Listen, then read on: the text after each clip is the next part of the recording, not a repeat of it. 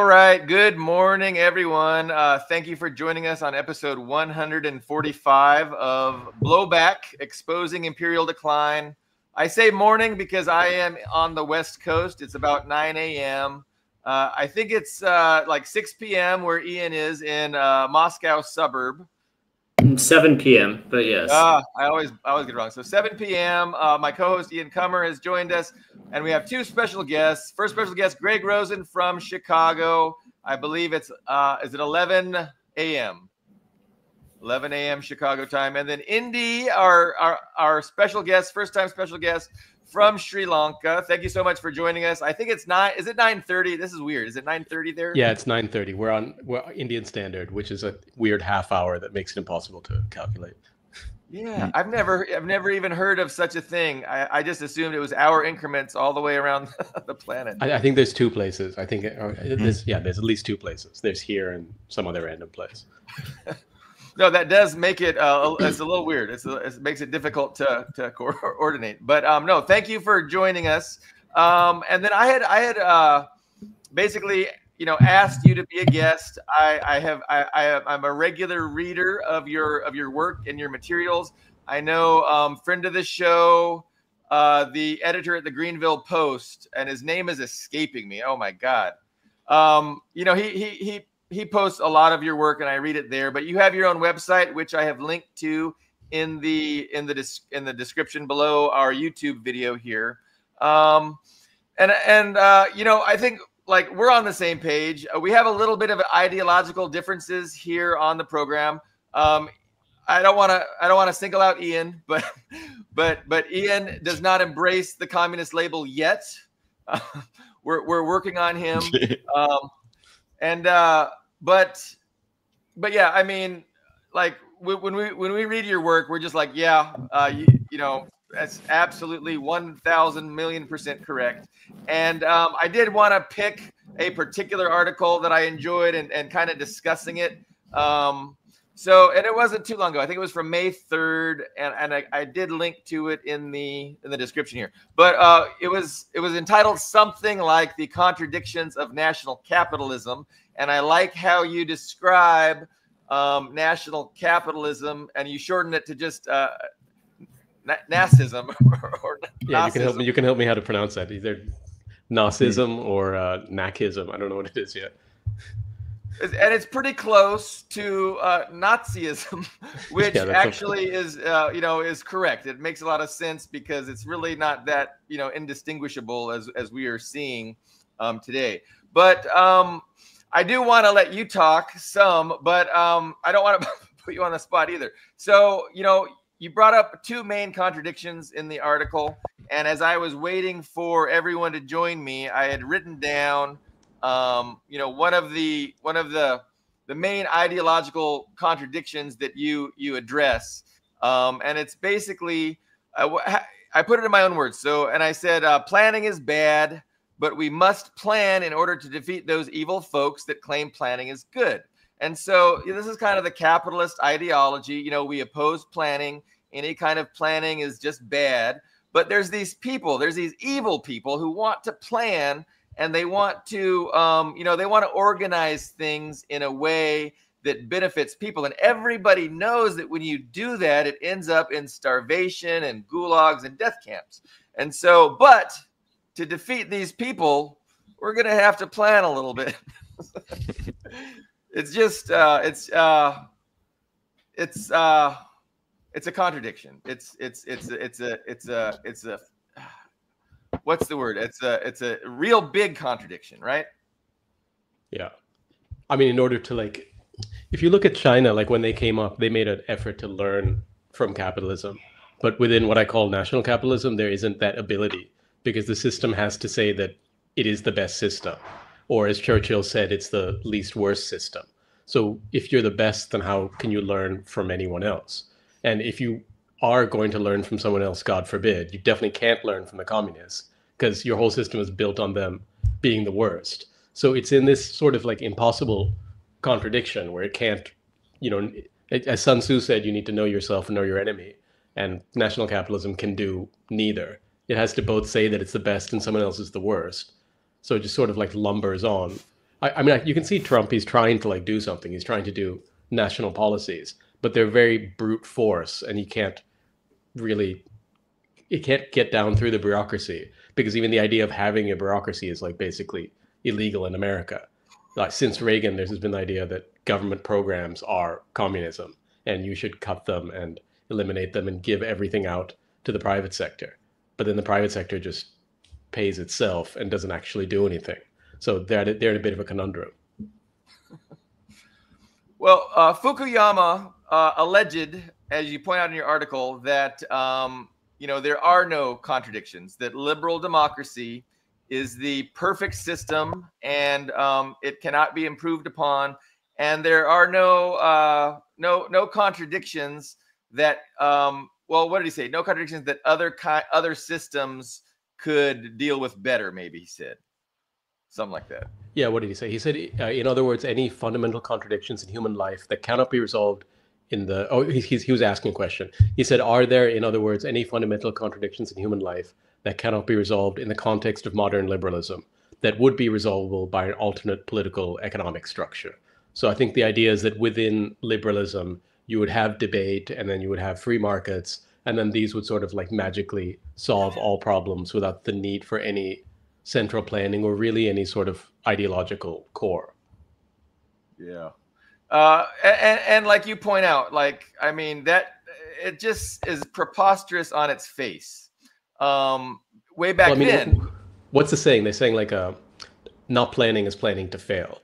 Like there's always going to be some plan. It's just whether you're talking about it or not. And if you look at capitalism now, there's someone who wrote about this in the Brooklyn Rail. He said it's basically, I call it national capitalism because it's basically become nationalized. The government is a big player in every market now. So the government has to intervene in 2008 and then constantly since to sort of keep capitalism going. It's directly intervening. But it's this weird situation where sort of, I mean, they say run government like a business, but in what business would you buy out, say, the car companies or the banks and not take equity? But it's that sort of business where you just have this sucker. It's almost like a parent situation. But it's the government sort of nationalizes things, but I call it ass backwards American fashion, where the government effectively nationalizes companies, but then the effect is that the companies take over the government. It's ass backwards. No, that's exactly what happens. And so, I mean, we always talk a lot. So our program is called Exposing Imperial Decline because, we're just watching every week, how the Western imperial system is declining. And really what they're doing is, they're trying to figure out a way to stop their decline. And as they do that, they expose themselves like never before. And they engage in all of these contradictory things, which, before now, they would always say, it's like it goes against all their ideology that they claim to uphold. So, free markets. And now, of course, we're engaged in all these tariffs. We're for human rights, but now we're, actually, out in the open conducting this genocide. So as Western imperialism is more and more under threat, they become more and more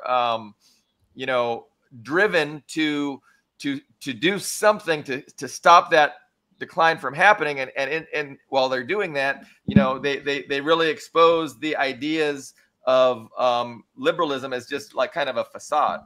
Well, I have a question about that. Yes. We take it as an assumption that they're trying to stop the decline. Okay. Do you think, based on their behavior, that they're actually doing that? Or are they just trying to... The way I see it is maybe they... Like, if you think of an organism, right? Maybe they can only think a quarter ahead. So they're just thinking about how can I make money this quarter and not... Like, there's no concept of 5-year planning or, 10-year, whatever planning. There's no concept of that.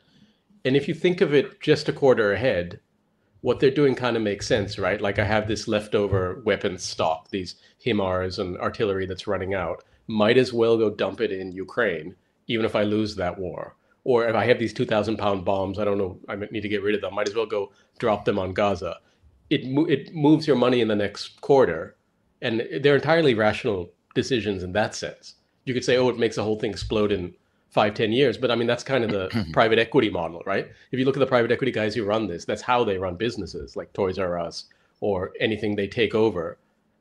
Actually, the model I use is Goodfellas or The Sopranos, like a bust out. So when the mafia takes over a business, they run it rationally for their purposes, which is just to get as much money out of it as possible and then light a match and collect the insurance money. And I think that may be what the elites are trying to do. I think that's, if you look at the private equity guys, that's all they know how to do. These guys don't know how to run normal businesses. They just know how to bust stuff out, like Tony Soprano or Henry Hill. And in that case, I mean, what do they care about decline, right? There's something, you can just bet against it and make more money on the way down. So, no, I think that is definitely a correct perspective, but I think there is also an aspect of planning that is going on, right? And what I'm talking about is, I mean, it's been a decades-long effort to figure out how are we going to contain and deal with and weaken China.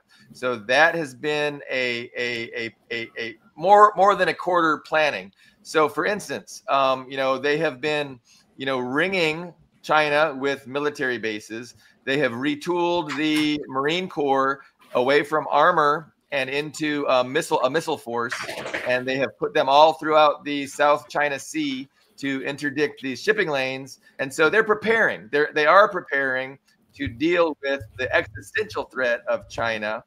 It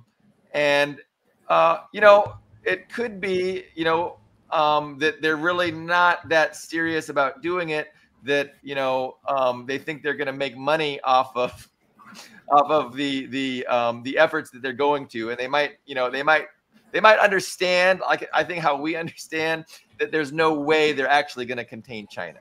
They're just going to go through the motions and try and profit, while they're doing it. That could be totally true.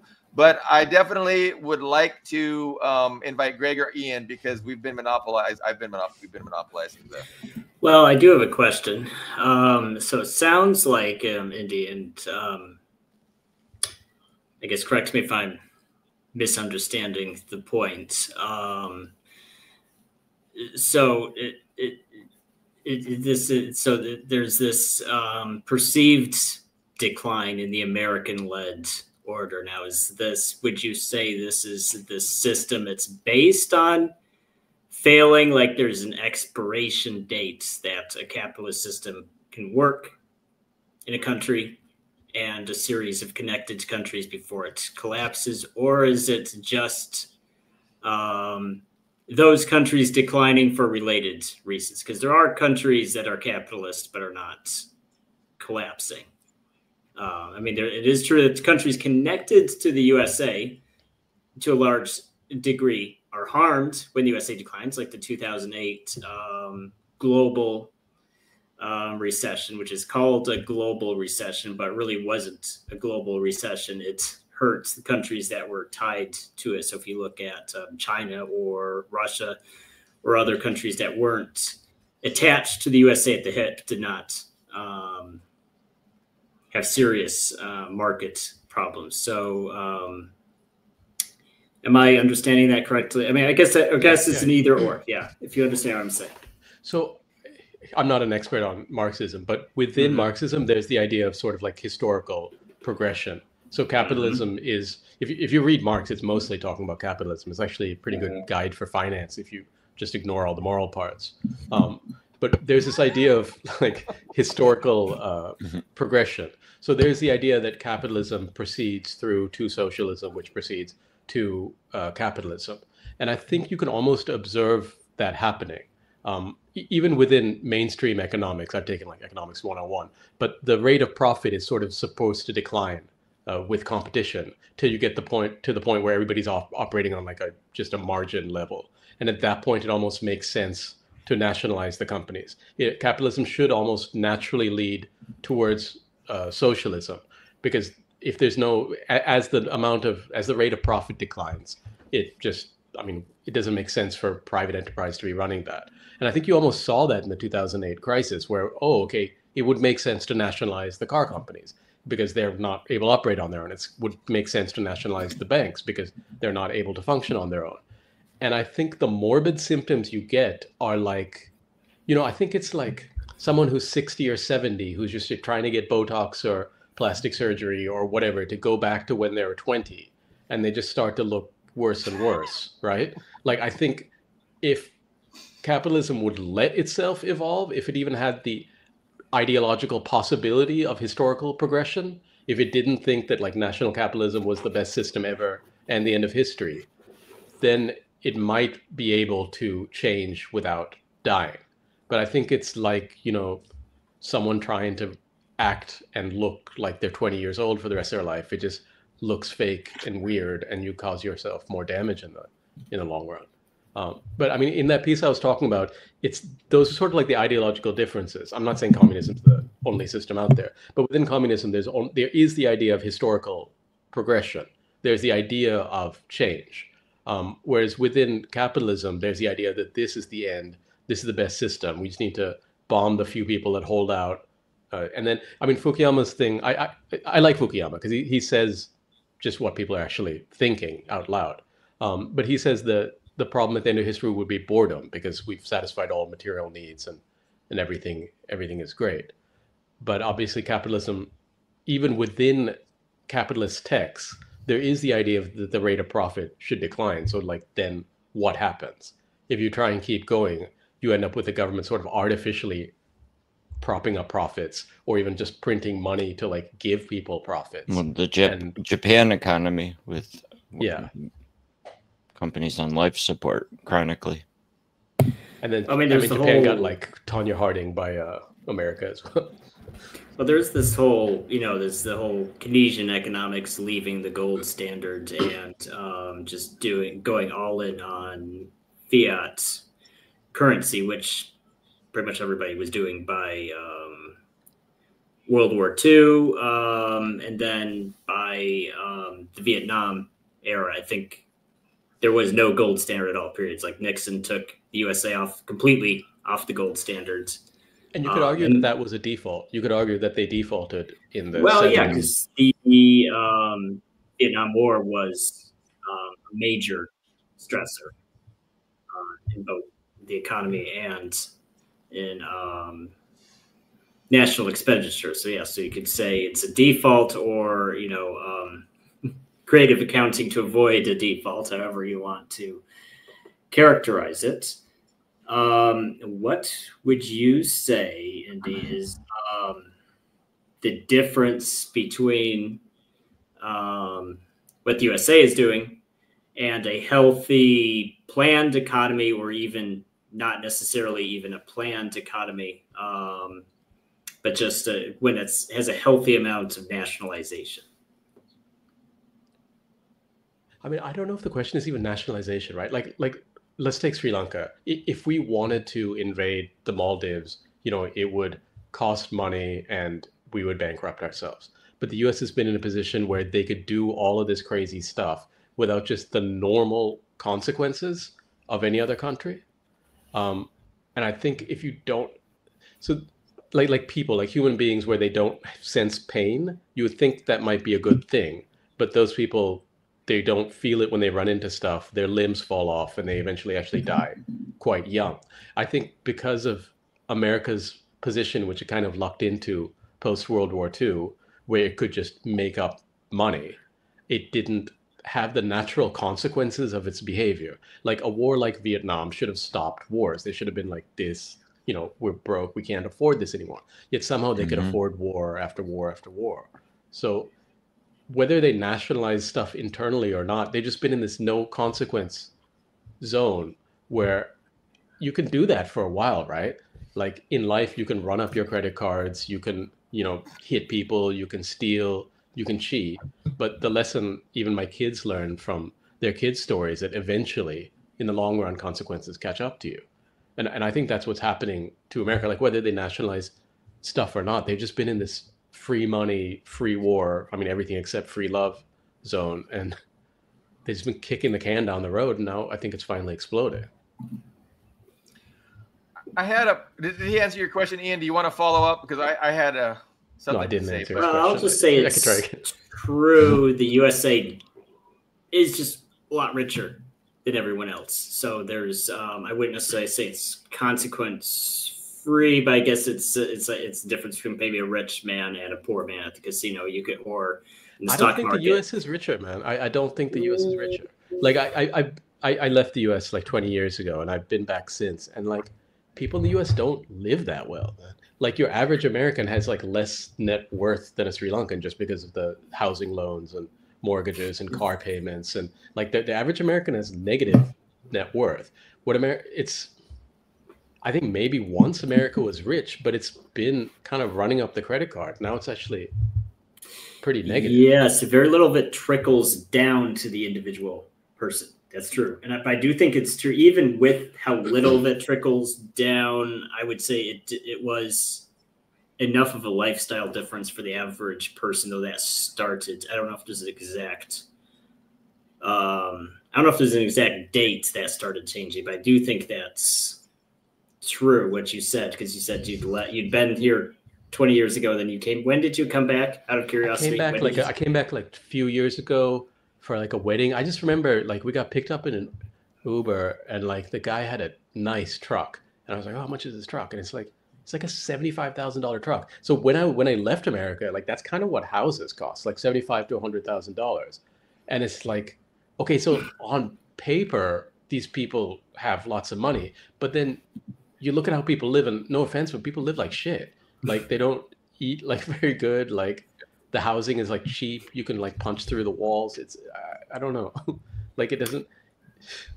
I think even if you look at municipal, and I know Billy Bob, you had something to say, so I won't go too up. So I think even if you look at municipal services, just what is the tax money at the municipal level being spent on? I think it is true.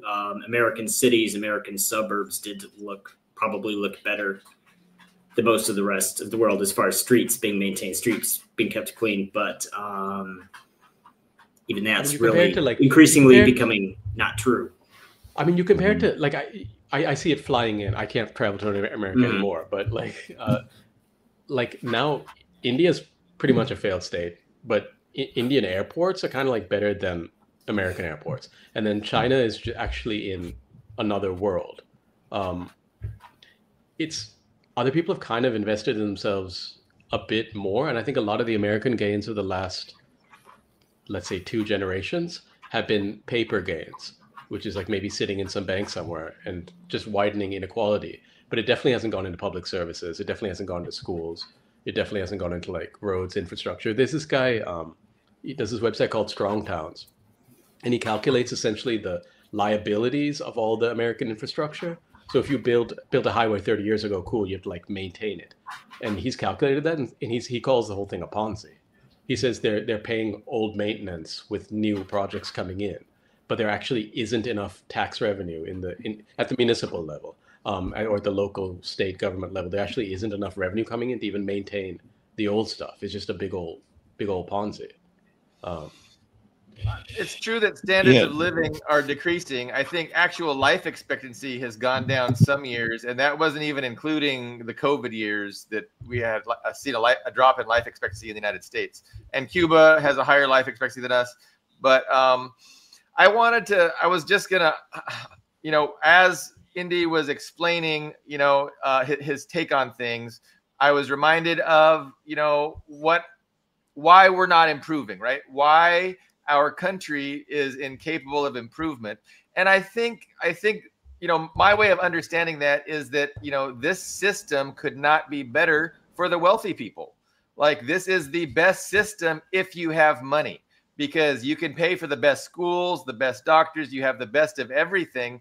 And so they don't really want to engage in a system that puts that at risk. And so democracy is a threat, they're threatened by it. And that's why they utilize the propaganda apparatus to convince everyone that this is the best system, right? No, this is the best. And for them, it is, and they're not lying. When they go on TV and tell you that this is the best system, they believe it, because for them, it is. But so this is the kind of the paradigm that's played out through history. And I always liken it to the kulaks in in Ukraine, because they really appreciated the way the agricultural system was set up. They had control of the agricultural system. They benefited from that system. When there was a famine, they got rich. The price of their commodities went up, and they had no interest in ceding power to the government, because the government wants to end famines. No, they were going to fight and die before they allowed that system to improve, so where famines would no longer be a problem. Famine was no problem to them. So this is okay. Well, hold on. Go ahead.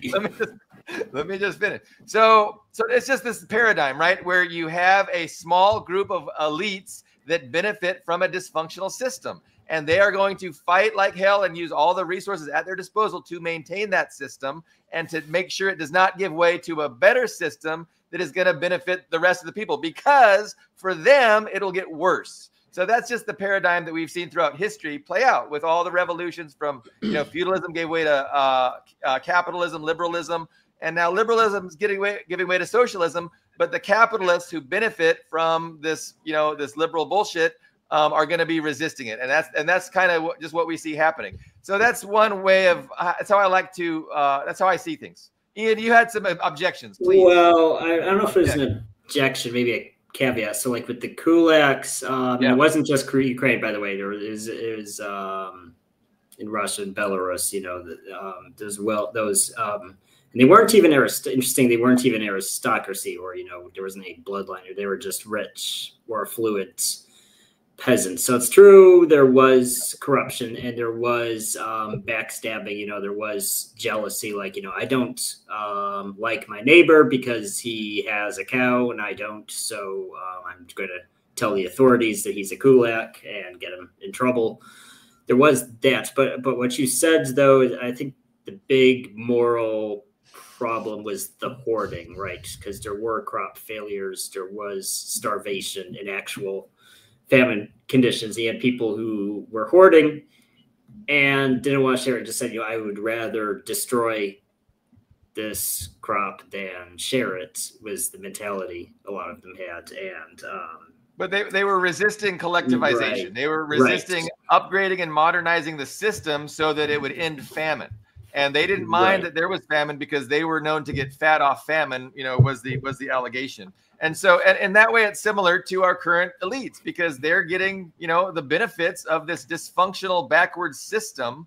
And, and so for them, this is the best system ever. You can't. I think the way I would apply it to the USA is, if we have hard times, and I do think there's possibly, actually, it's not even possibly, it's very likely, almost a certainty, actually, that there is going to be austerity, right? And the austerity is either Trump or someone after Trump does, just hardcore austerity measures. We're just going to not spend anything on anything that's not absolutely necessary just to prevent a financial collapse. That's like the good. That's the good outcome. And the bad outcome is that there is an actual financial collapse in the USA, and then it's just which would be worse. So I think how the kulak situation would apply to us is, are people going to function as a community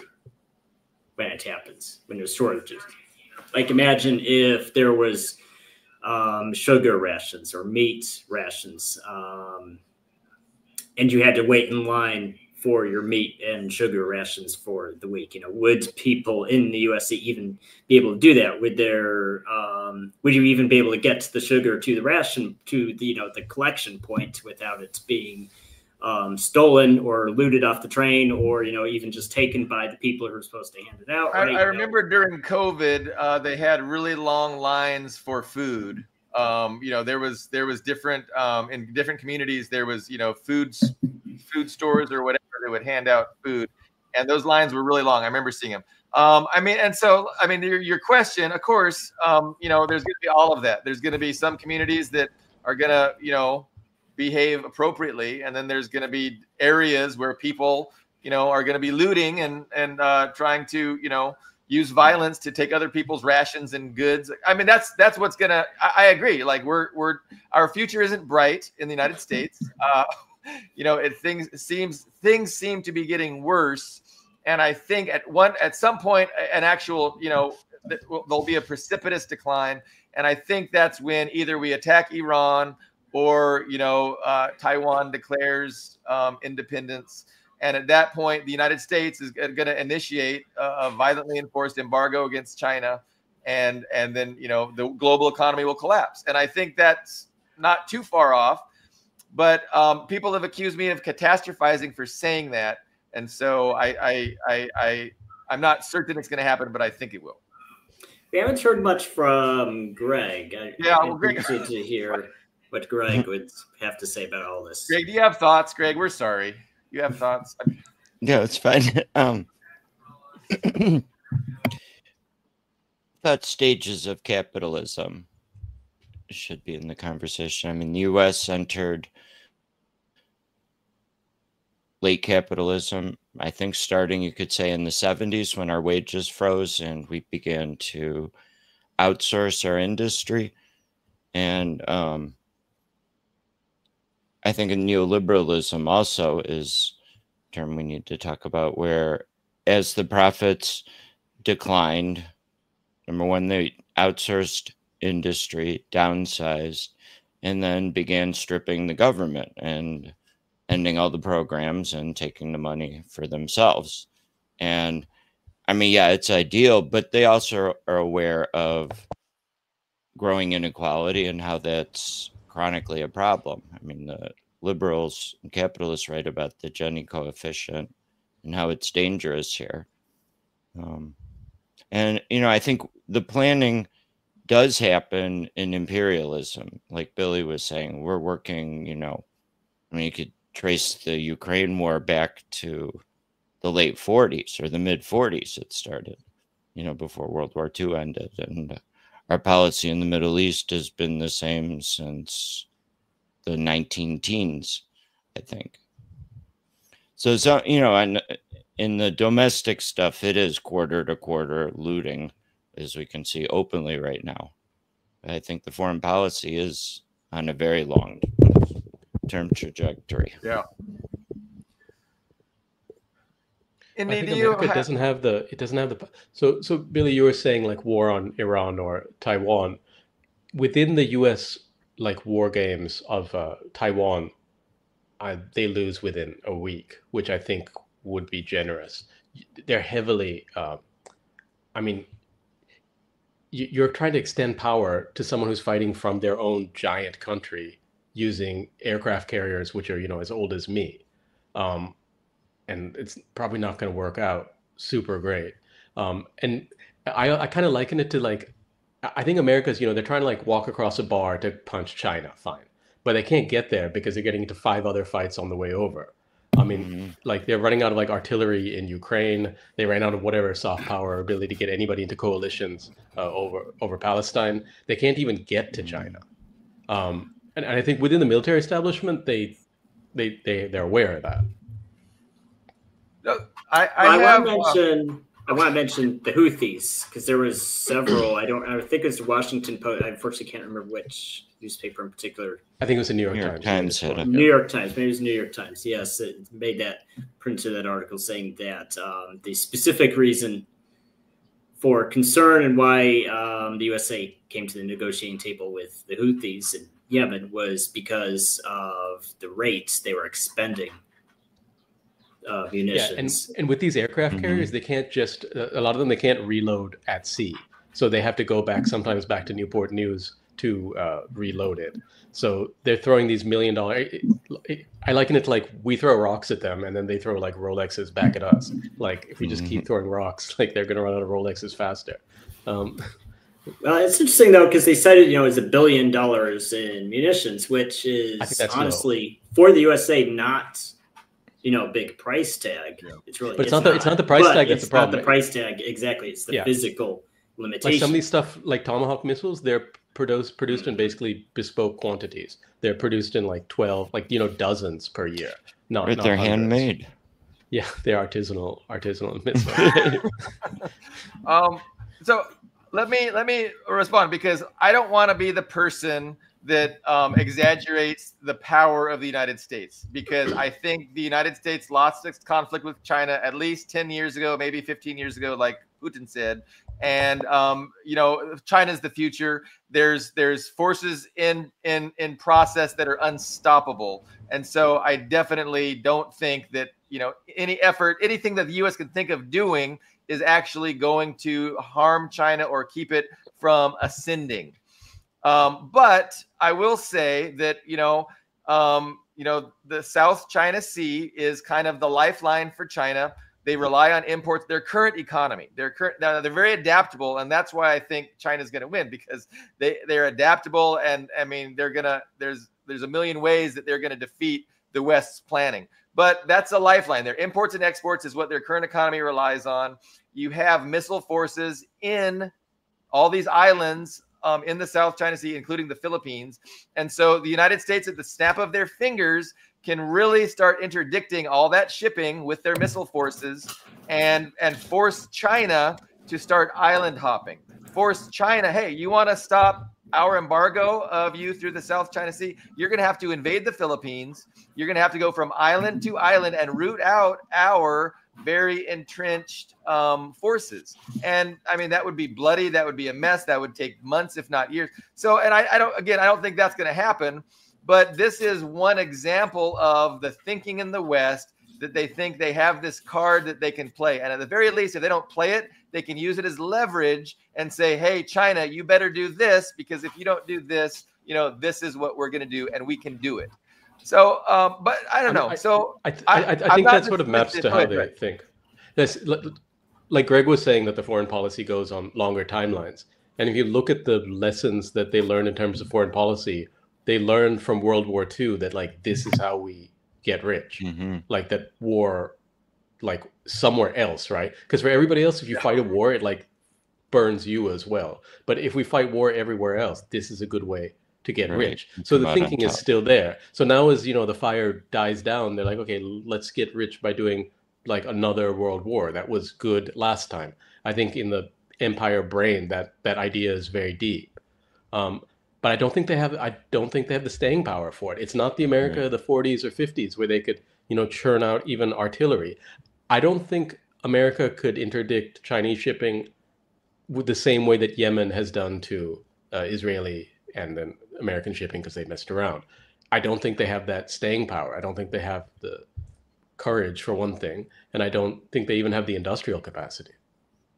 In the finances, the U.S. was the creditor in World War I and II. Now we're completely in debt. And even say that U.S. supply lines, well, like, okay, let's say we cut off Chinese supply lines. Okay, those are cutting your own supply lines. There's some studies that have come, I mean, studies, it's from the guy from, I think Raytheon said we can like de-risk, but we can't decouple from China in terms of their own military supply lines, which are already pretty sclerotic. But there's this joke from an Australian TV show where they're sitting around a table and the guy's like, okay, so we're going to protect our shipping, right? We're going to protect our shipping against by attacking China. Who are we protecting our shipping like with? Oh, it's with China. So it's like how it doesn't. There's this trade wars. Is it your thought that they're never going to engage in this strategy that they have been planning for, at least planning to to get to the point where they could engage if they wanted to? So because I mean we can't say that they haven't spent decades planning and making this ability something that they could do. But are you suggesting they would never do it, or they might do it and it's just going to fail? Because that's what I'm saying. Like I'm saying they might do it and it's going to fail. Well, let's take the India-Pakistan thing that just happened. So India tried to hit Pakistan with a pretty big, probably the biggest dogfight in recent history. And they lost 5 jets, I think at least 5. 3 Rafales, which are French, and then I think a Su, like 2 Russian older models. And they lost them to the Chinese J-10, which is, like many generations back. It's like I think the oldest operational Chinese jet, and then they had some AWACS, and then Chinese satellite recon just showing Pakistan where everything was. So Pakistan is, if you're losing to Yemen, which is, like you could say it's Iran's sort of farm team, and if you're losing, and if your Western guys are losing to Pakistan, which is again like many tiers down from China, I don't see how you go up against China or even Iran itself. If you're losing to, it's like in baseball, if you lose to like, the farm team, you're not going to take on the Yankees. Well, I would argue like Ukraine is taking on Russia, and that's really the United States, and Ukraine is not being pushed over. I mean, they're losing; they're not going to win. Their defeat is inevitable. But thanks to the United States and the cannon fodder provided by Zelensky to his everlasting shame, killing, almost probably maybe close to 1 million of his people for nothing. Again, that's what we want to do with Taiwan. That's what we want to do with the Philippines. We want to use. Taiwan's very different, right? Because Ukraine is still Taiwan's an island. It's very difficult to fight when you have to supply by ship. It's very isolated. Ukraine has land lines. So even China, if you cut off the South China Sea, they have like Arctic routes. They built Belt and Road connections. They have like rail lines. Like they can land, right? So I think in terms of military technology, I don't know if this is what you guys want to talk about, but I think it's the American model, which they learned in World War II, was very aircraft carrier, projecting force very far away, hammer people, right? The model has changed from that fighter jet system to guys with like missiles now are as effective as kamikaze pilots were for the Japanese, or better. So like even $100,000, but definitely $1 million missile is effectively a kamikaze fighter. Yeah, no, that's a good point. That is a good point. So like with Yemen, they beat America without an air force. They don't have a functional air force. They don't have a navy. So attacking land is not the same as it was in Vietnam, where they had some Soviet jets, but essentially, I mean, Ho Chi Minh said they were fighting with bamboo at the beginning. They obviously got more sophisticated, but it's not the same, right? It's harder to take land. They don't. I think the U.S. has lost air and naval supremacy, which in imperial terms is that's it. Like that's the end of it. If you lose naval and air supremacy and you lose it to Yemen, for example, you're not fighting any other wars. Yeah. But I mean, if I'm on record, like Americans can be fucking crazy, so they could definitely nuke us all. But within the military thinking, I was reading this report from some. There was actually like a Jewish group, like Jasper or something, but like it was a military report, and he was saying, all of our guys in the Persian Gulf are now going to get smoked if war breaks out with Iran. We need to like retreat back, and but they can't even retreat back far enough now. Iran's missile technology is better than America's technology. America hasn't invested in missile stuff. It's still based on this, Top Gun fighter jet model. Right. But the military paradigm has changed. It's like in military history, you have, the castle versus siege weapons. The evolution goes in bits. But right now, the castles have gotten a lot stronger. So much that, like, dude, Gaza, like, they can't defeat Gaza with the full force of their conscript army there after 2 years, So yeah, what the hell's going on? Netanyahu allegedly this morning said he was going to try one more time. We're going to go all in. They're going all in to Gaza. Dude, Netanyahu's just trying to keep his ass out of court. Like, So no, I appreciate that. Was a fun disagreement, and I'm not even sure how much we're disagreeing. It's hard to define our various positions, but I don't think we're disagreeing. I think they want to. I think they definitely want to. And I've read some of the policy documents coming up from since Obama. They've been trying to pivot to China. They want to solve these problems through war. That's their natural response. Me and Billy Bob have this long-going disagreement on China because I'm of the opinion that it's never going to come to blows, like a military confrontation. It's going to be all political and economic. And we did see this trade feud between Trump and China, which was interesting because they announced they scaled back the tariffs, and both sides kind of declared victory. You know, Trump's team saying, "Oh well, we got China to do what we want," and then the pro-China, I saw the pro-China saying, "Oh well, you know, Trump backed down." So kind of both sides declared victory, and I don't know, and I think it's even too early to say who came out on top. But I did predict at the beginning of this that a trade war between China and the USA is not going to go far. And I actually said Trump and the USA actually kind of have the high ground on that. And I think actually the sanctions against Russia are a good example of that, because the theory was we can collapse the Russian economy by not selling them stuff. And I think the biggest, there are a lot of reasons those sanctions failed, but I think possibly the biggest one was a crucial misunderstanding of who's the stronger party in a trade relationship. Because yes, you can say, oh, well, I'm selling you stuff, so I can just not sell you stuff. But if you think about it, outside of a few select sectors, those sectors being like the big ones being food and energy, right? You can't really live without food or energy. But aside from that, most it's just you buy things because you like it, right? You know, I want to have a TV. I want Star Wars themed Funko Pops in my living room, right? You buy things because you like them, but you're not going to die if you don't have them. So if you think about it, it's actually the privileged person in that relationship is the buyer. So Russia didn't collapse from saying we're not going to sell you our Funko Pops anymore, right? So they either found alternative suppliers, those alternative suppliers being companies in Russia itself or in China.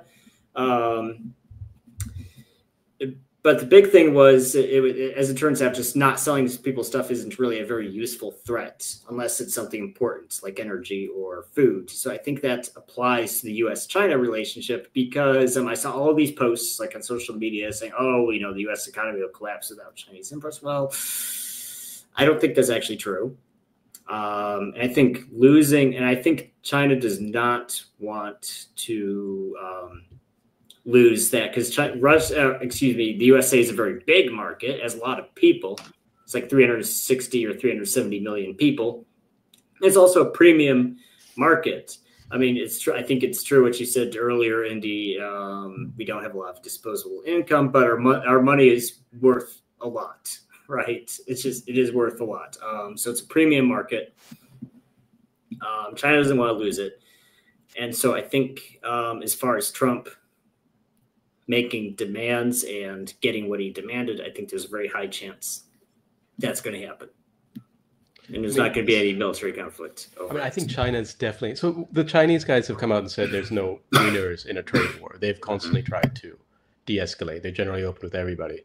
But they have we've seen this happen in Sri Lanka for over 20 years. I mean, the Belt and Road say 2013, but they've been consciously building infrastructure and planning for not necessarily decoupling from the US, but going where the population and resources are, which is not in 10% of the population and whatever percent of the world.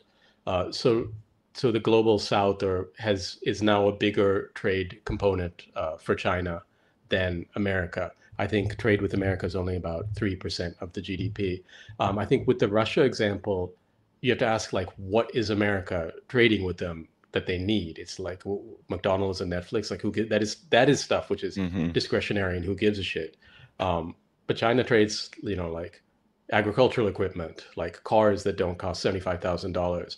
Things like I've seen it happen in Sri Lanka.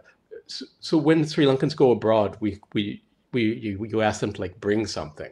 But at some point, I told like people to like.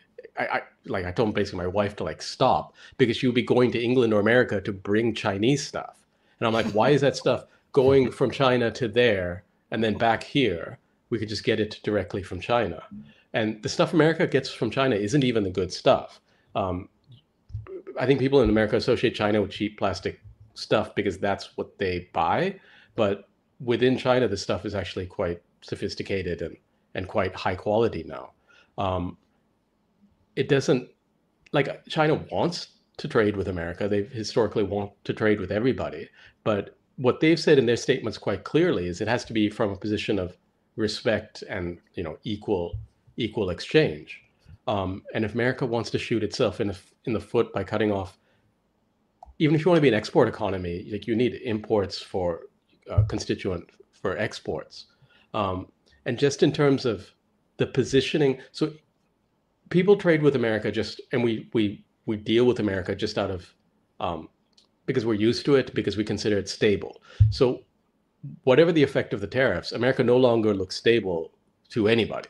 So everybody's doing what China had the foresight to do 20 years ago, which is we're de-risking ourselves from America because we can't depend on it. Sri Lanka got hit with some of the highest tariffs for, like, I don't know what reason.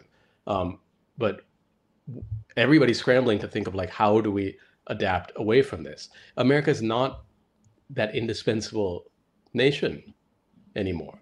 I think America could, if they just, forgive my language, if they just fucking chilled, everybody would deal with them for another century and they could have a decent retirement, even though they don't deserve it.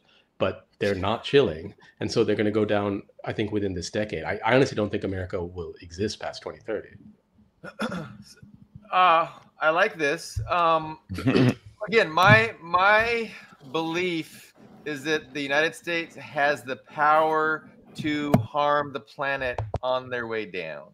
And what I hear you saying is, you're saying, no, they don't, that they're going to go down and everybody's going to be fine. I'm afraid that on their way down, they're going to be causing a lot of problems, a lot of pain unnecessarily.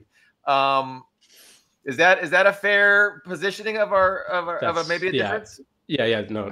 Yeah. I mean, I don't I mean, I think there's an interesting debate there, but I mean, I can't say you're wrong. I think there's definitely the ability to harm. I think they could ruin. I think they could destroy the whole planet on the way down. You don't know, like Dr. Strangelove. So I'm not talking about the use of nuclear weapons. They might use nuclear weapons against Iran. That might happen against Iran's underground nuclear system. They might nuke that. But I think they can collapse the global economy. I think they have enough power to do that. And I think they might try and do that just because they think they're gonna come out of the other side on that in a better position than they are. So one thing I've noticed about America, like with COVID, I remember when it was going on and Trump did not give a shit until the markets tanked. And even with the tariffs thing, he didn't give it. I'm just saying it's all his personality, but he didn't care until the markets tanked.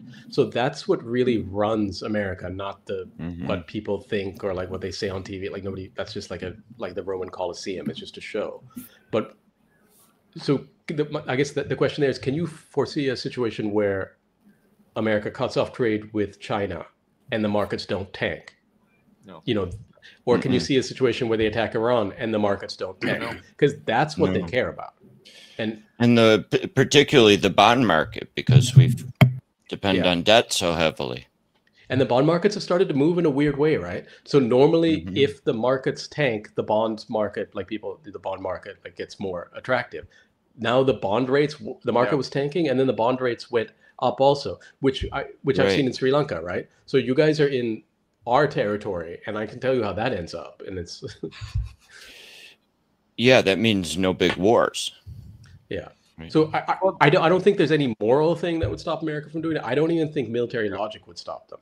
But I do know that in my experience, just watching, whenever the markets start to get shaky, then they change. Right. Yeah, and that's what gives me pause. I'm like, Trump talked about peace. Does he really want to be held responsible for collapsing the global economy and the stock market? And so these are the two things that I go back and forth about. I don't think he gives a shit about the global economy, but he wouldn't want to be responsible for crashing the stock market. Right, but the two are interlinked. Like I don't think you can't destroy China without hurting the stock market. Like that's the two are interconnected, inextricably linked. And that's the question. But I think there's factions within the ruling establishment that, again, want to go to war with Iran, and they don't care about the consequences.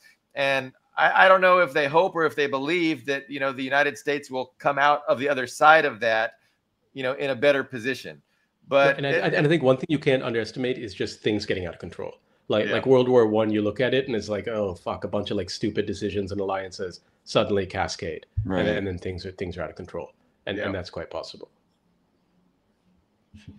Indi, you've given us an hour. We want to keep you longer. I don't want to end the conversation, but I know that it's late where you are, and so if you need to, just let us know, and we can definitely give you a reprieve. But I'm enjoying the discussion. Greg had something to say before I interrupted him.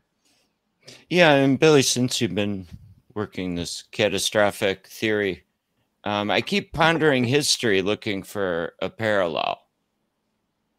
Can we think of one where an empire is end stage and launches a giant war, or somehow successfully pulls itself out of it through mass destruction? That's a good question.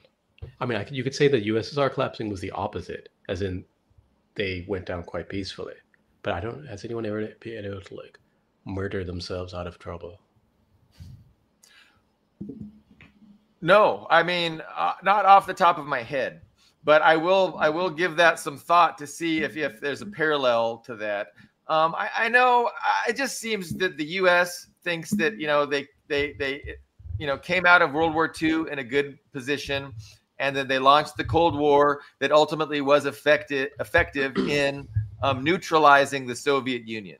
And I think they would like to do something similar. I think they would like to initiate a conflict. They want to get as many countries on their side as possible. They want to form an alliance against China. They want to cause a big thing that's going to hurt China's economy. It's going to be a global economic crisis, and then they're going to have a Cold War against China. You know, and they're gonna have their alliance do an embargo. They're gonna have a long-term Cold War. I think they're trying to redo that model. I don't think it's gonna work. But no, I mean, I get it, but they went about it all in the wrong order. What you'd want to do is get Russia on your side first. Like, I mean, this has been standard American thinking in the Reagan era. Like Fukuyama, like those guys were evil, but you could read them. They were like cogent, right? And I think, I forget who it was, but someone said, oh, it was that Brzezinski? Yeah, he was the one that was saying, never let, you know, our job is to don't let them align, you know. Yeah, so Russia, China, Iran, you know, divide and conquer. That's the classic thing. So what you wouldn't do is piss the hell out of Russia and then put them on China's side. And then also piss the hell out of Iran and then put them on China's side. Because then all of a sudden China has its flanks quite secured, and you're just poking at the South China Sea where you have like one island in the Philippines, which is, to be honest, not that useful. They've kind of gone about it a bit ass backwards. I think because there's all these, they've just gotten used to like all war all the time. They can't just like, you know, pace their wars out. They can't put them in any sort of strategic order. In Princess Bride, the guy says like, it's the standard wisdom is never start a land war in Asia. So they've started 3. I mean, if you include Taiwan, it's not. You should do one at a time, right? Even Napoleon be like, yeah, that's a bit much. Yeah, and China, of course, is not the Soviet Union. I mean, China's fully industrialized. They're totally integrated in the global economy, and yeah, they've made themselves impregnable to economic attack, and they did that on purpose. They did that with foresight. They knew that, you know, the West couldn't be trusted, and eventually the West would try to do everything, try and take them down. And so their integration into the global economy really did make themselves impregnable to another 100 years of humiliation and any kind of effort to embargo. Any kind of China embargo was not going to work. And so, yeah, no, I mean, the future's good. The only question in my mind, future's very bright, is you know, what can and what will the West do as they continue their precipitous decline? And it's fun to watch. It's fun to watch. It's fun to speculate about. I like your your optimism, and I think there is a lot of reason for optimism. And I think I might be guilty of catastrophizing. I might be a little bit too pessimistic, but I do like to be told that I'm wrong. Not that you were doing that, but catastrophe is a matter of perspective, right? Like, yeah, like, no, exactly. like for me, like a catastrophe for America is good. What else? What else can we discuss? I know there was. I mean, the headlines today was like, yeah. I mean, and like you said, Bibi's trying to keep himself out of prison. He says there's going to be another big invasion. Trump kind of threw Israel under the bus when he negotiated this agreement with Yemen, and Yemen doesn't have to stop interdicting, Israeli shipping. Zelensky is demanding that Putin, come and, have peace before they discuss peace, right? You got to have a ceasefire before you discuss peace. We're going to have a 30-day ceasefire. Any thoughts on that? Anyone? Greg, I heard you say something. I said the Kellogg position. Yeah, that seemed to come from Kellogg, was definitely backing the Russia needs to just agree to a 30-day ceasefire without preconditions, and then we're going to discuss the freezing of the conflict so that in the future we'll be stronger. The West will be stronger, and we'll have a chance to. But yeah, Putin's not going to fall for that. Have you want to speak briefly, Ian, about your vacation and what happened on May 9th? Did you enjoy any festivities? Yes, so I was in Crimea. Fred, that's why I wasn't on the show. I was in Crimea for the last 2 weeks, and so I was on Victory Day on May 9th. I was in the town of Feodosia, which is a town on the coast of Crimea, about 2 hours drive south from Kerch, which is where the Crimean Bridge extends. And so I was there. And so I would say it's, as far as celebrating Victory Day, it can be a bit better to do it in a smaller town like Feodosia, because, you can go to central Moscow. You can get close to the Red Square for the parade, but you're not really going to see anything. I mean, you might see some tanks drive past for 5 minutes, just drive. But it's if you go to a smaller town, it's more, the celebrations are a lot more accessible. So I think for people looking to celebrate something in Russia on May 9th, it's the best to maybe find a place besides Moscow proper to do it, because it's televised and it's live streamed anyway, so you're not going to miss the Moscow parade. You can go and celebrate it elsewhere. So that's my 2 cents on that. And Crimea really suffered in World War II. I mean, yes. I watched Soviet Storm, which is, I mean, it showed like the Nazis came in and they fought every inch, and then guys were like escaping on boats. It was crazier than Dunkirk for me. And then they somehow fought it back. Yeah, so what's Indi, for viewers who are not sure what Indi is referring to? So Soviet Storm is a documentary. It's a documentary series. I think you can find it on YouTube. Yeah, with subtitles.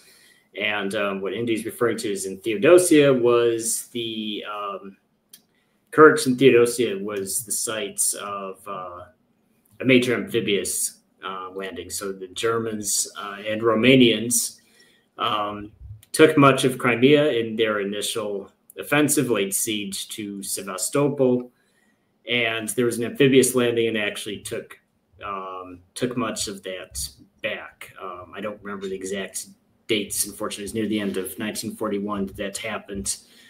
And unfortunately, the following year, the Germans did attack again and retook those cities, and they were under occupation for 2 years. So it is actually a pretty amazing story to look into. I think the Black Sea theater in World War II gets very little attention in Western education and Western media. But it's growing up in America, I didn't learn about the Eastern Front at all. So I would highly recommend watching Soviet Storm I mean, regardless of how you feel about Russia, because just the military history and the stories there are unbelievable.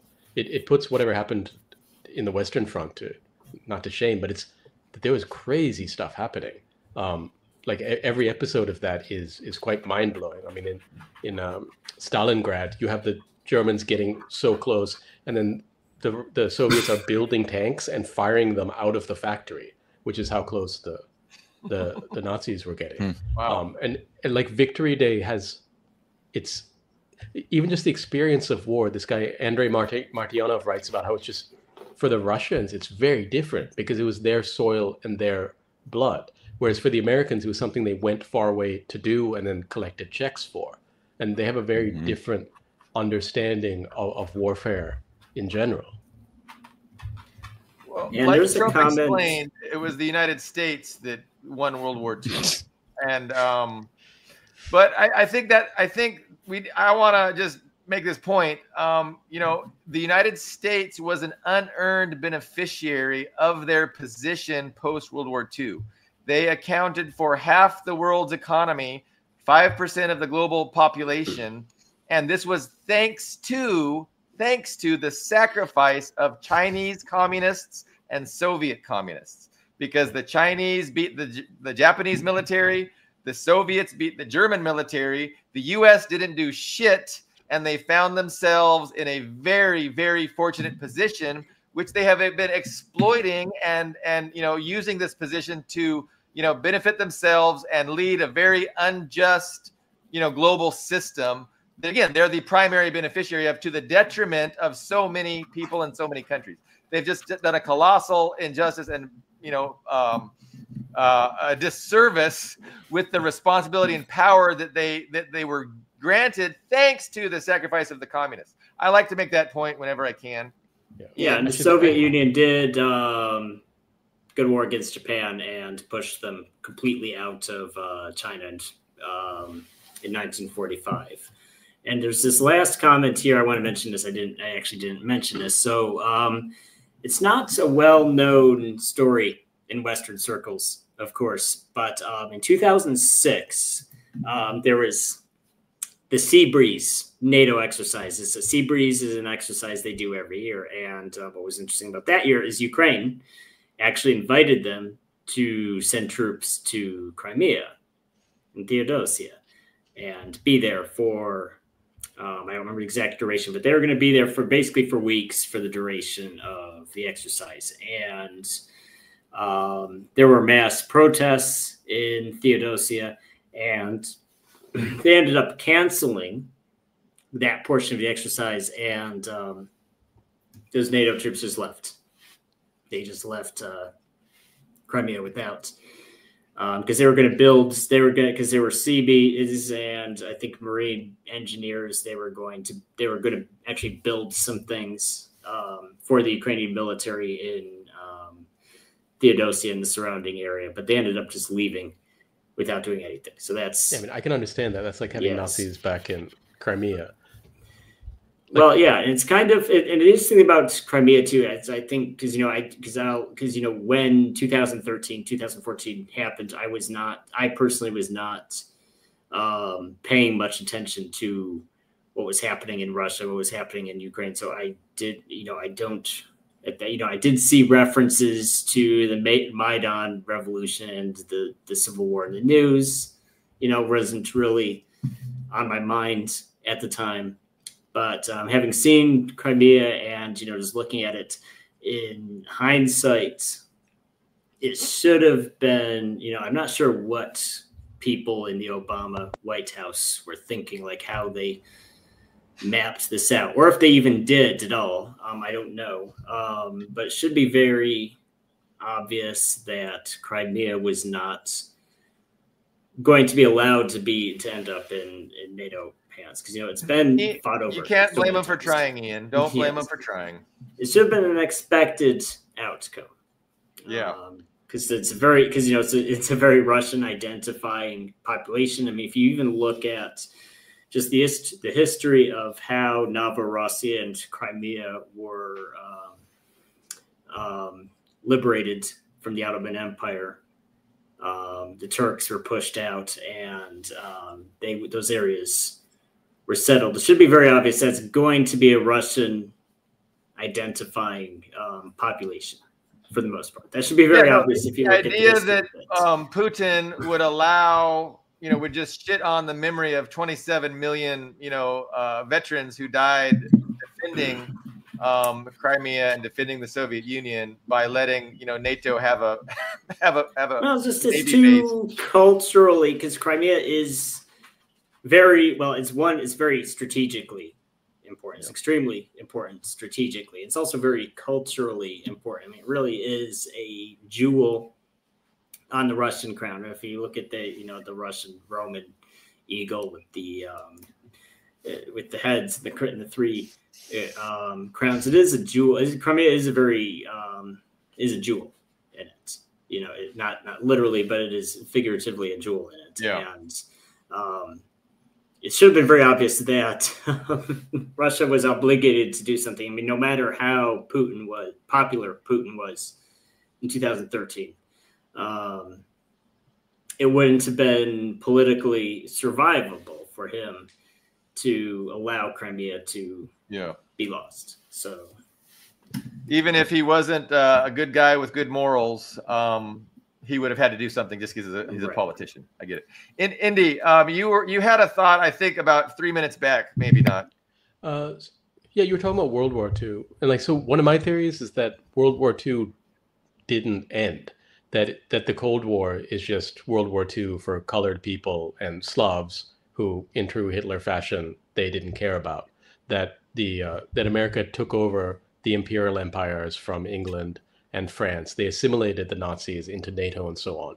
And they continued Hitler's really core mission, which was killing commies and Untermenschen, sub races. But they don't call that a world war, even though it was happening in Korea, in Vietnam, in Indonesia, across South America, i.e. across the world. They don't call it a world war because it affected colored people and Slavs, but it was war across the world. And I think it really hasn't stopped. But for some reason, I think things are only called a world war when they affect Europe, which isn't even a real continent. But the wars did continue. And they continued as Hitler would have wanted, which is fighting commies. I mean, even in Sri Lanka, we had, they killed probably about 100,000 people for being leftist. Indonesia, they killed lots. So there were liberation movements all over the world, which America went and crushed with either war or coups and corruption, and which I think historically you can just view as a continuation of World War II, just outside of the European theater. Yeah, I like that. Absolutely correct. And I, in your writings, you expound on, this perspective, and it's absolutely true, absolutely correct, and it's enlightening. It's enlightening, and so I appreciate hearing it. This viewer was complaining that we weren't talking about Africa and Traore, and of course that kind of is a segue from what you just said, Indi, because we did kill, and Nkrumah, I think, Sankara, and then in the 50s we got that one guy in Lumumba in Lumumba. Yeah. So it has been hot war on the developing world, and that never ended. Central and South America.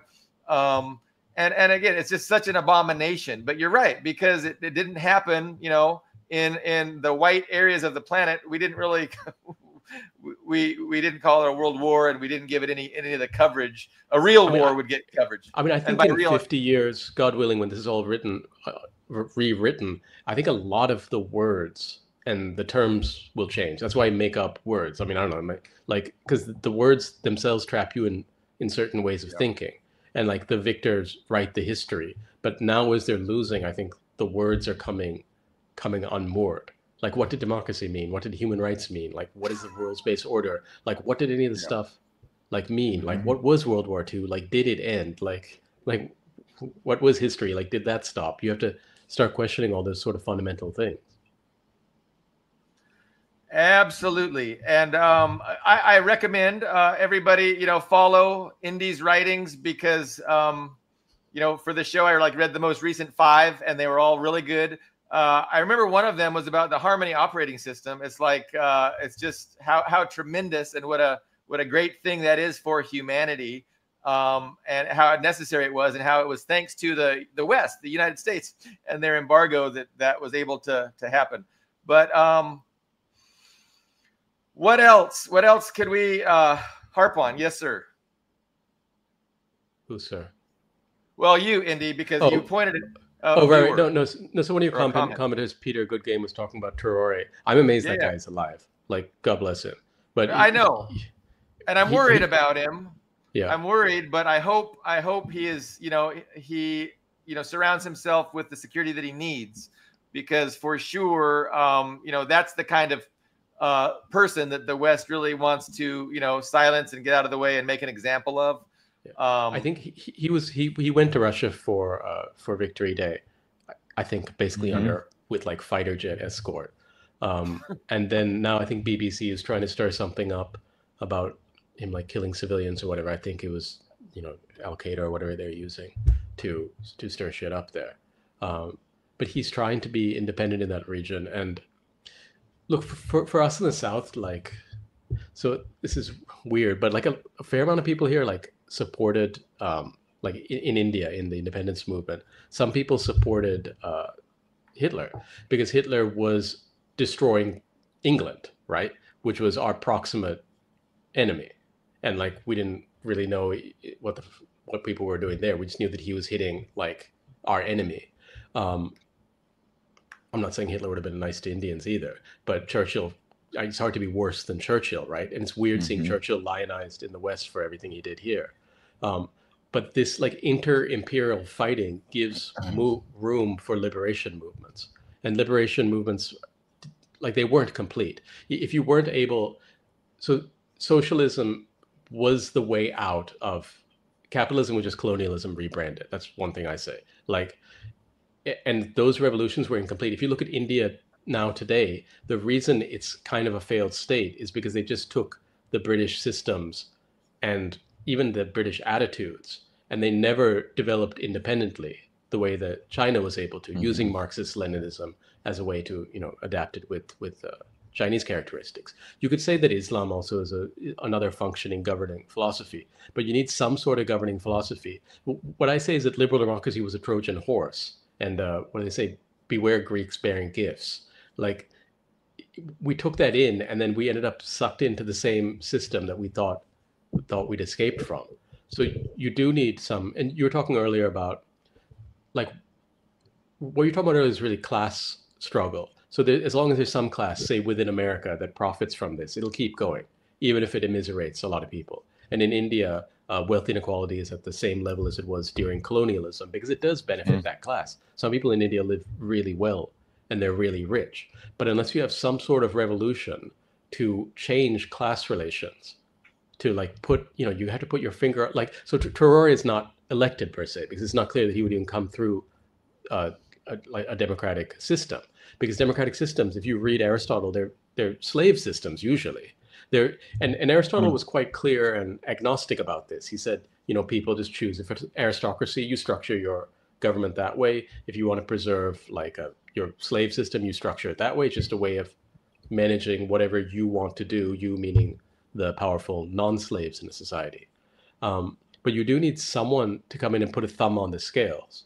And you guys were talking about earlier, how does America get out of it? A, I don't care. But B, like, you'd need someone to come in and put the thumb, like, your current systems won't do it. Your current systems are designed, the American Revolution was for property. It was for men of property. Everything in America is designed to preserve property rights, not human rights, not like First Amendment, like all that shit is, it's property. So unless you upend that system and take property and, maybe step on some necks, it's not going to move. And you're not optimistic about our viability, Indi? Oh, God. United States? I mean, optimistic. I mean, that would make me depressed about everybody else's situation. And you got to understand, it's like two sides of the, like, if your situation improves, our situation gets worse. So you are optimistic about our lack of viability. I mean, look, I look at Americans and I see that a lot of them can like fix up their house. They're capable of growing food. Like, I hope you guys are able to eat. But the idea that your village idiot from Connecticut or Tennessee should have anything to do with my life or anything to do with the Palestinians' life, that's crazy. Like, we wouldn't send our guy from Cornegala to tell you like what to do in like Texas, right? It's become sort of normalized. Like, if sometimes I see that guy Fetterman, I'm like, that's your village idiot. Like, why is he talking about like something like 10,000 miles away? Like, we don't force our village idiots on you. Like, just be a normal country. I don't care what you do, but just like, be a normal country.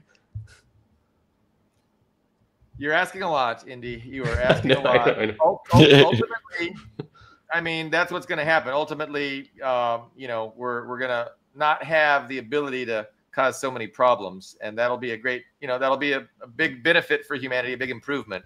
I mean, what interests me is like, do you think it'll break up? Like the United States is designed to fracture along state lines. Do you think at some point, because so when the USSR fell, yeah, Ukraine and like Belarus and those guys, they kind of just like voted to fuck off. And at some point, do you see that happening in the US?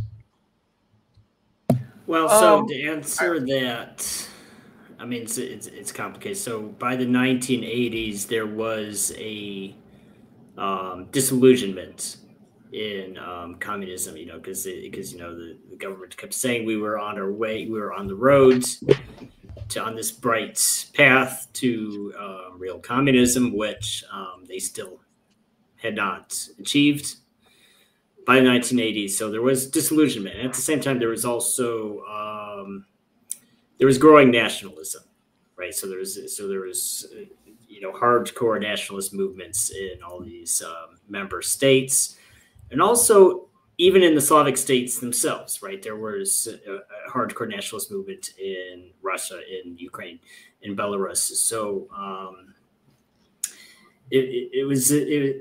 would say it's vaguely similar to Western countries giving up their empires and also in the 20th century. It wasn't, of course, the Soviet Union wasn't an empire; they were equal member states, but it was basically Russia feeding the other states. So the nationalists at the time in Russia and the other two Eastern Slavic states themselves is this idea: we're going to do our own thing, and these other non-Slavic states, Armenia, Tajikistan, Kazakhstan, and so on, can do their own thing, right? They can shape their own nationalist. So could you see any proximate like California nationalist movement? Or well, that's the thing. So it's more complex. There's not really it's not really the same, because there were Native Americans, but they're unfortunately too small in number to there's the reservations.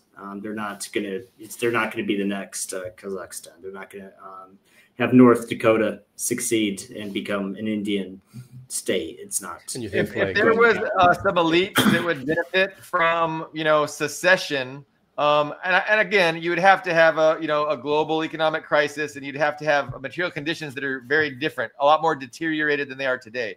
But if it would benefit a group of elites, they would definitely try and pump that propaganda out, get people to agree and work towards it. I mean that is would be a possibility. The ethnic my point is the ethnic question in the USA is much more complicated than it was in the Soviet Union, because there were more than 40 ethnic conflicts after. So you're saying when push comes to shove, ethnicity matters more, and that becomes a dividing line? Well, the problem is that you don't have them concentrate, because there was ethnic cleansing against Russians in Tajikistan, in Kazakhstan. What would that look like in the USA? It's tough to say. I think you'd have to manufacture an identity, right? Like, there are identities, but the problem is there's not, for example, a California ethnicity. You have, but then you see in America there is that like sort of blue-red segmentation where people sort of even don't marry across so in Sri Lanka that's unusual. You can have like a lot of different politics within families or I think it's friend groups. manufactured. I think it's manufactured, and it's more ethnic. But people take it seriously. Like people take it as seriously as we would take, like, I don't know, like religion. It's a recent. I don't know if it's permanent. This extreme the problem is, polarization. what is an American city that is 40% one ethnicity and 60% a different ethnicity? I mean, I think it would be, honestly, I would think it's going to be a bloodbath. I think that's what would happen. I mean, I'm not exaggerating. I mean, if we look at what the Khmer Rouge, if we look at Cambodia, if we look at other ethnic conflicts where, I mean, even with where, you know, especially when one ethnic, even if you look at, like, you know, if you look at some African country or some country in East Asia, you're like, you guys are the same. You know, no one on the outside can tell them apart. But, you know, in that country, they're like, oh, well, this group is are the elites and they're privileged and we hate them. And then, you know, that's what starts genocides and ethnic cleansing. So I don't know. You know, it's really tough to say because, you know, you have these very large Hispanic groupings of people, especially in the southern states. But I don't see them saying we want to be part of Mexico again. I don't think because, you know, if you want to be in Mexico, you move to Mexico, right? I don't see like those people saying we want to be part of Mexico now. So I don't, and also because we also have a tendency to lump people together, which is not true. Obviously, you know, just because someone is named Pedro or Juan doesn't mean he's from Mexico, right? And you know, a bunch of people from Honduras and Cuba and all these other countries are going to say we want to make Mexico great again. Yeah, but you could argue that everything up to like Oregon kind of is Mexico, right? So I don't know what it would look like. I do think if the dollar collapsed. I mean, because like you said, we are a debtor nation. We're a renter nation, meaning most people don't outright own the roofs over their heads. They're either renting or they have a large mortgage on that home. And there's a very large population that's dependent on food stamps, right? Because no one's really, for the most part, no one's really starving in America. Like there's not a famine. There's not, you know, no one's really, for the most part, going hungry. There is malnutrition. There is bad diets. That's different. Food insecurity. But imagine if, you know, you have, I don't even know what the number is. If you have 20, 30 million people who need those payments every month just to eat. And then it's like, hey, guess what? The dollar is worthless. It's like a Soviet or 1990s style collapse. I don't know what's going to happen when you have. I don't think it would be good. I'll just say that. Yeah, I would say the breaking up of the United States is possible.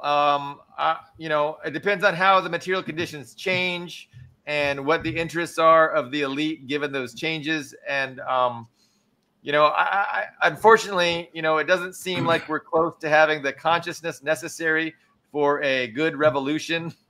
You know, if anything, you know, you're going to have a kind of a bourgeois revolution where part of the bourgeoisie is, you know, wants to do things a little bit different. And Trump, to some extent, actually represented that, you know, because he definitely, I think there is a little bit of a divide within the ruling establishment about how to proceed.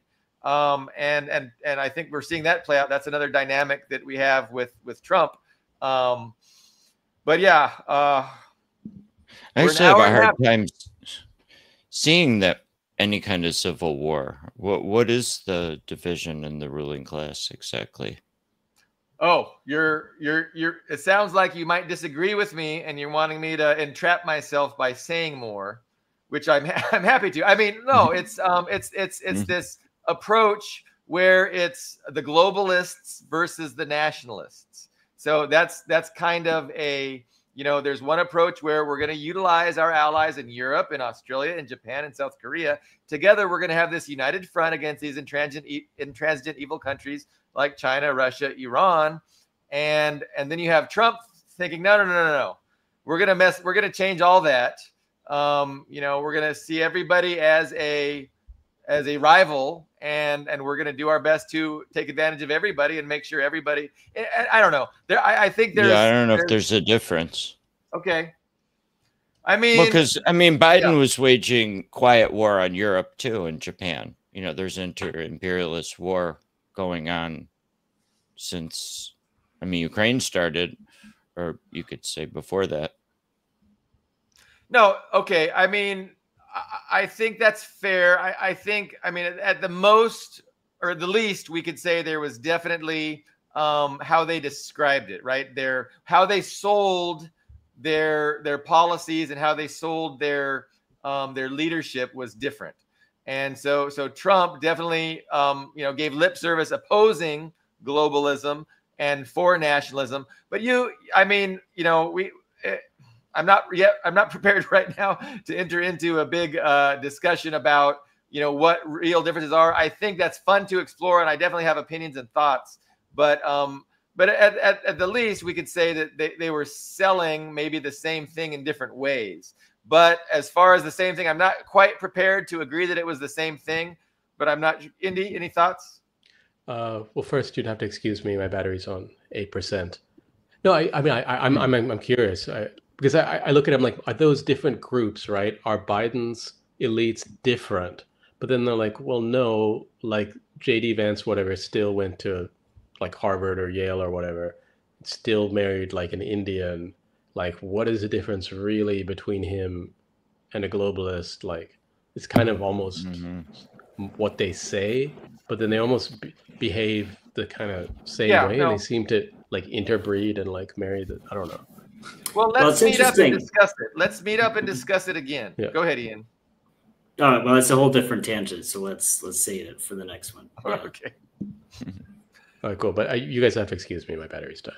Yeah. Thank you, Indi. Hopefully you'll be back again, and we can discuss further. There's a lot of things going on. I enjoyed the discussion, but we will wrap it up. So we'll reconvene on Friday, and then Indi, hope to see you soon. Greg, thank you very much. Thank you. Ian, I'm glad you're off of vacation. Okay, bye guys. See you guys. Bye guys. Bye-bye.